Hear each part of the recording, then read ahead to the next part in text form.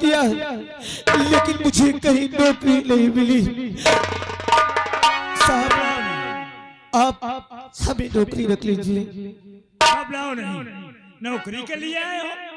हाँ साहब, बहुत परेशान नजर आ रहे हैं।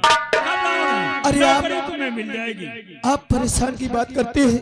अरे एक हफ्ते से इस शहर में घूम रहा हूँ, मेरे पास एक पैसा भी नहीं है। आज 2 दिन हो गया हमें खाना नसीब नहीं आया। अरे बहुत गम उठाया इस जिंदगी में, बहुत गम उठाया।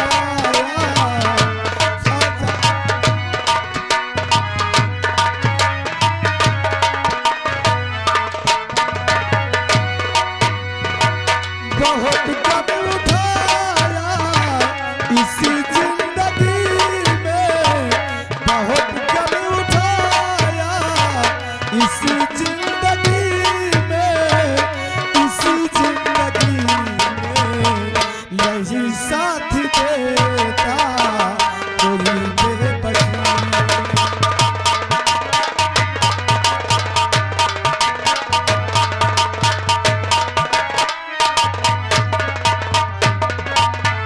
जिसके पास जाता हूँ लोग अपने दरवाजे से मुझे ताना मार के भगा देते हैं। मैं बहुत मुसीबत का मारा हूँ साहब। आप पूरे शहर में इसका मतलब नौकरी के लिए तलाश किया, नौकरी तुम्हें नहीं मिली। घबराओ नहीं, हमें भी नौकर की जरूरत है। क्यों करके हमारे यहाँ दुकान का विशेष स्तर ज्यादा काम है।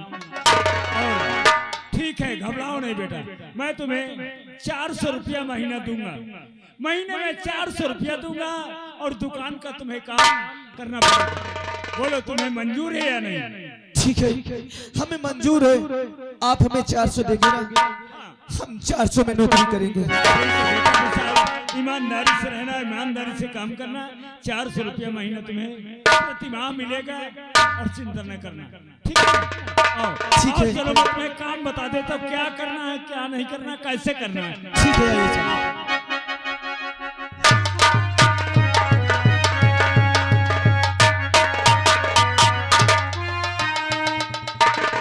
मेरे दोस्त राका, मैंने उसके परिवार में पता लगा लिया।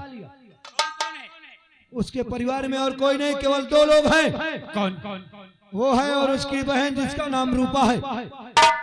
अच्छा, हाँ, बहन भाई 2, बस और कोई नहीं। तो उसका भाई तो नौकरी पे होगा। नौकरी पे होगा, मुझे मालूम है इस समय वो थाने में होगा। आओ हम सीधा थाने चलते हैं।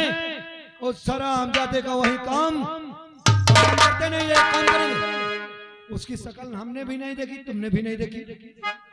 जा और उसकी शकल देखने वाला केवल रतन सेठ है। उस रतनवा सेठ को कह दे कि उसको फंसा के और किसी भी तरह मेरे अड्डे तक लाना है। नहीं मेरे दोस्त, वो नहीं कर पाएगा। फिर वहां मुझे जाना पड़ेगा और उसको मैं कैद करके रतन के घर आता हूँ और तुम रतन के घर में मिलना। वहीं उसे मगर धर्मा, हाँ बहुत होशियारी जाएगा मेरे दोस्त। और जा, ये राइफल की गोली उस इंस्पेक्टर का इंतजार कर रही। ठीक है मेरे दोस्त, तुम चलो सराम जाते को मैं लेके रतन के सेठ में घर के मिलता हूँ। हेलो, तुम वहीं मिलना, ठीक है? तो जा। हाँ, आप हैं कमलेश भैया, इसी रामपुर निवासी। उनकी ओर से 20 रुपया रखा है। तो राका, ज्यादा जुल्म मत करो, नहीं बहुत पहले जाओगे।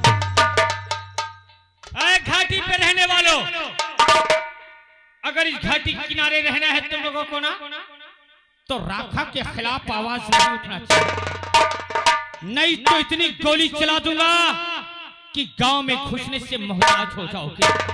और नहीं तो राका जैसा करेगा वैसे ही ये घाटी में कानून लागू।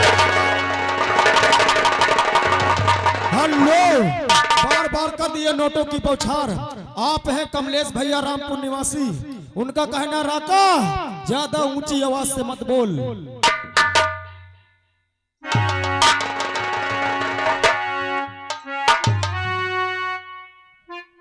दोस्तों, आपको नहीं पता होगा कि अभी अभी मैं इस थाने में आया हूँ मेरा नाम इंस्पेक्टर वर्मा है। जितने आतंकवादी हैं, जितने गुनाहगार हैं, सब मुझसे कांपते हैं। मैं उसको दौड़ाकर सीधे सीने पे गोली मारता हूं। और मुझसे सबसे बड़े सीनियर मेरे साहब सागर सिंह हैं। चलते हो थाने में बैठकर मैं उनका इंतजार करता हूं। जय हिंद। कौन हो इस थाने के? इस थाने पे ये क्या कर रहे हैं? नाम हुआ है। ये क्या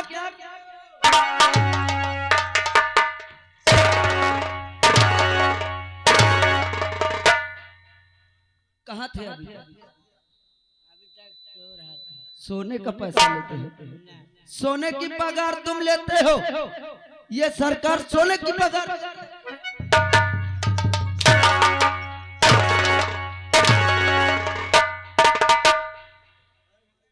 मेरा नाम इंस्पेक्टर वर्मा है।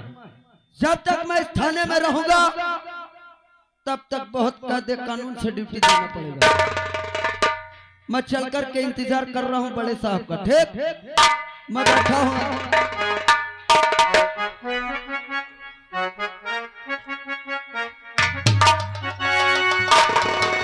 आ गया थाने, और थाने के अंदर चल के देखता हूँ कि कौन है कौन नहीं। तो जो जहां पे है बसो और रुक जाइए, जो जहां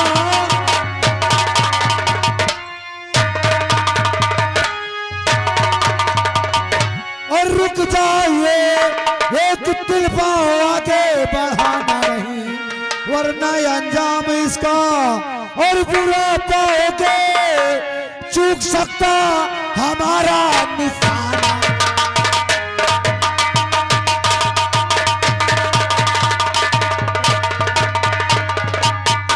इंस्पेक्टर सागर, मुझे तेरा ही इंतजार था, और साले एक भी आवाज निकाली अगर बोला तो खोपड़ी उड़ा दूंगा।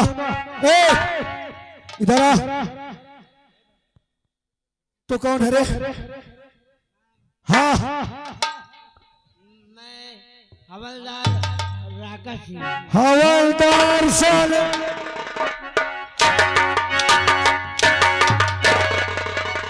हवलदार है तू? अपने एसपी से जाके बोल देना कि तेरे इंस्पेक्टर सागर को डाकू धर्मा अपने दोस्त राका के पास ले जा रहा है। चल बे साले।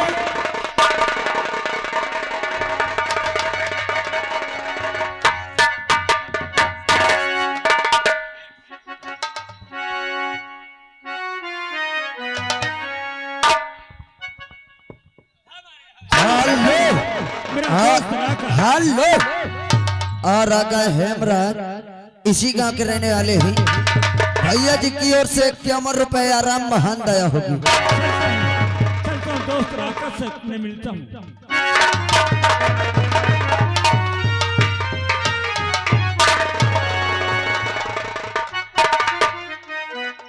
क्या हो रहा है? अभी तक मेरा दोस्त धर्मा नहीं है ना? क्या बात है? क्या बात है? हाँ। अभी क्या बात होती है? जो मैंने कहा। हेलो, आप हैं कमलेश भैया रामपुर निवासी। उनका कहना कि राका इसी तरह जुल्म करते रहे, हम तुम्हारा साथ देंगे। धन्यवाद। सेठ रतन लाल, बोलो, क्या यही इंस्पेक्टर सागर है? हाँ, ये नहीं है, आप गलत कर रहे हैं। क्या? सागर को कहां पकड़ करके लाए तुम? राका मेरे दोस्त, ये तो कहता है कि ये सागर नहीं इंस्पेक्टर वर्मा है। ये रतन लाल तो कहता है इंस्पेक्टर वर्मा है। इसको हमने फालतू ही मारता। नहीं, तुमने अच्छा किया। मैं अगर इसको नहीं मारता हाँ, तो ये जाके जरूर से जरूर पूरे डिपार्टमेंट में बताता हाँ, कि डाकुओं का गिरोह सेठ के घर आता है। लेकिन मेरे दोस्त राका, गोली की आवाज हुई है, हमें आज तत्काल निकलना चाहिए, नहीं हम पहुंचाएंगे। सेठ रतनलाल को कह दे कि इसकी लाश को ठिकाने लगाए। आप हैं कमलेश भैया इसी रामपुर निवासी, उनकी ओर से 20 रुपए आ रहा है। उनका कहना रहता इसी तरह जुल्म करते, जितने भी इंस्पेक्टर मिले सबको मारते जाइए।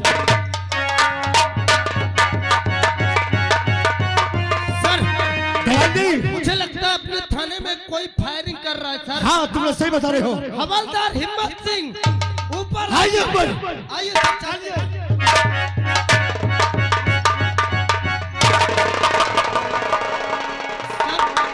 धमन जी, इंस्पेक्टर साहब का यहाँ फोन। ये तो इंस्पेक्टर साहब परवा है, पर किसने खून कर दिया? क्यों हवलदार? तुमने कहीं देखा किसको? हवलदार खून किसने किया है?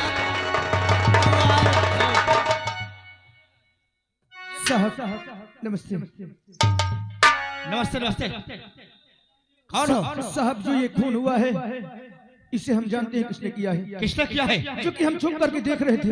तुम लोग छुप करके देख रहे थे? डाकू राका और धर्मा ने साहब को गोली मार के मार गए।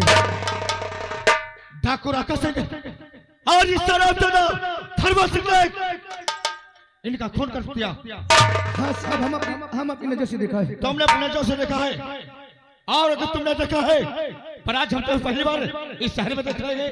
क्या तुम नए हो? हाँ साहब, हम नए हैं जो कि यहाँ नौकरी कर रहे हैं। अभी अभी हमारी यह ड्यूटी ज्वाइन हुई है और हम काफी दूर के हैं।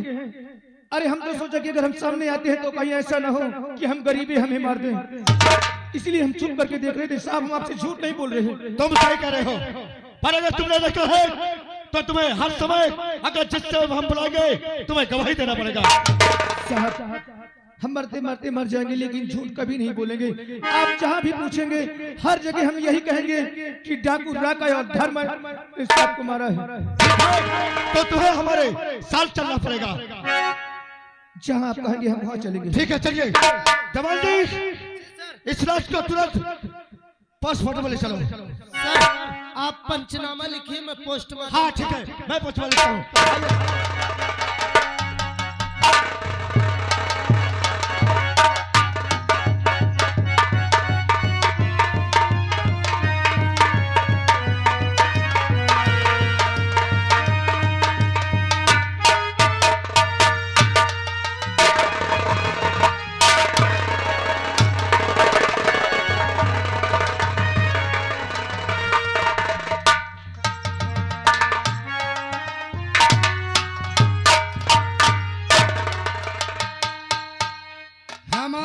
जमींदारी का खाब इस पूरे क्षेत्र में, लेकिन उस पारो ने 6 माह का 6 महीने का हमसे वादा किया। 6 महीने बाद सारा किराया मैं तुम्हारे घर आकर, लेकिन 6 महीना बीत चुका और अभी तक पारो किराया लेकर के हमारे हवेली नहीं है राम जदन। हम ठहरे जमींदार ठाकुर दिवेंद्र। इस वक्त मैं तेरे पास आ रहा हूं।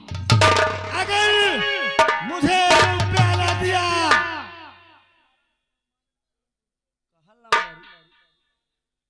उस पारो ने क्या वादा किया था? 6 महीने पूरे हो जाने के बाद मैं सारा किराया लेकर के तुम्हारे हवेली आऊंगा। तो सही लेकिन आई नहीं। कहाँ आई? आज मैं प्रण करता हूँ, चल मेरे साथ। रुपया दिया तो ठीक है, अन्यथा उसकी बेटी छाया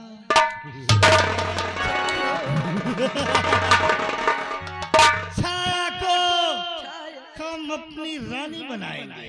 पहले प्यार से उससे कहेंगे कि अपनी बेटी का विवाह, और अगर नहीं मानी तो क्या होगा? क्या होगा का हो का हो मेरे दिल में अरमान दिल में तुम्हारे अरमान का है लंबरी अरे गोरिया आ जाओ क्या बात है मन में समा जाओ अरे गम का दीवाने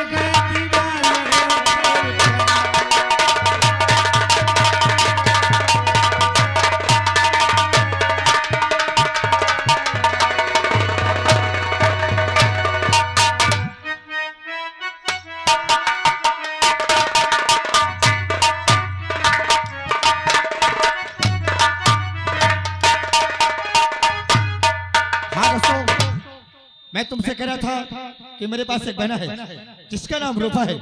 मैं उसका इंतजार करता हूँ, कहाँ है कहाँ नहीं है। हेलो, अरे आ गए श्रीमती मधु सिंह, उनकी ओर से 11 रुपए आ रहा है, महान दया होगी। और उड़ते बादल से पूछो, बहती नदियों से पूछो, इन बहारों से पूछो, इन नजारों से पूछो, इनको पता है मेरा ऐसा तेरे सुबह से।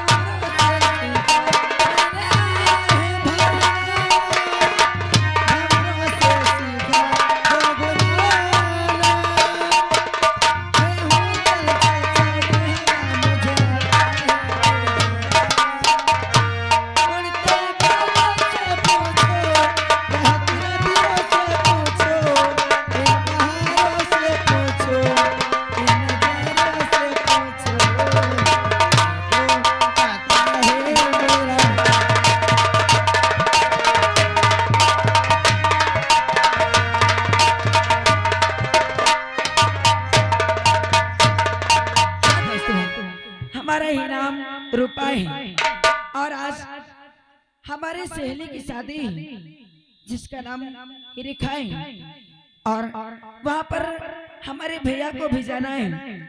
चलती हूँ अपने भैया को देखती हूँ कि हमारे भैया अभी तक तैयार हुए कि नहीं। चलती भैया के पास।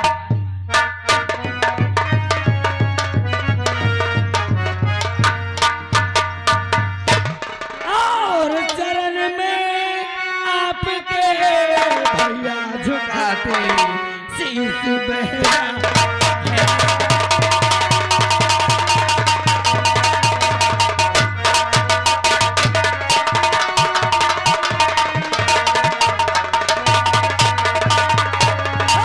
चरण